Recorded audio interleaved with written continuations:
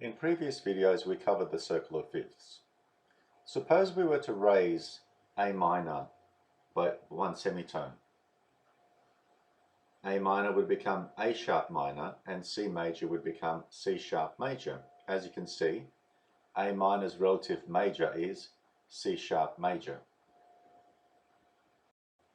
Raising E minor by one semitone gives us an F, and raising G major by one semitone gives us a G sharp.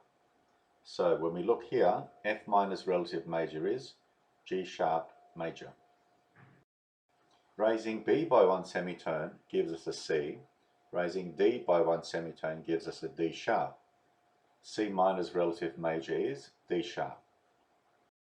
Raising F sharp minor by one semitone and A major by one semitone, we get G minor and A sharp major. As you can see, G minor's relative major is A sharp major. Raising C sharp minor by one semitone, we get a D. Raising E major by one semitone, we get an F, or F major.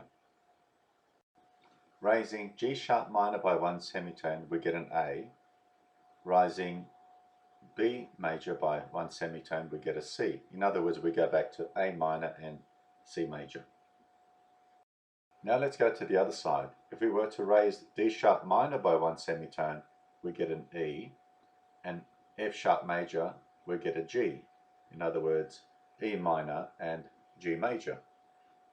Raising A sharp minor by one semitone, we get a B. Raising C sharp major by one semitone, we get a D. As you can see, B minor's relative major is a D. Raising F by one semitone, we get an F sharp.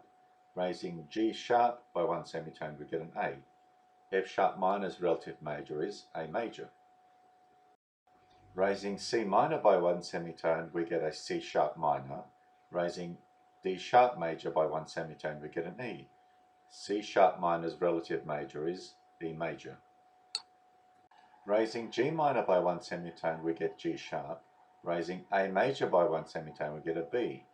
G sharp minor's relative major is B major. Finally, raising D minor by one semitone, we get a D sharp. And raising F major by one semitone, we get an F sharp major. As you can see, D sharp minor's relative major is F sharp major.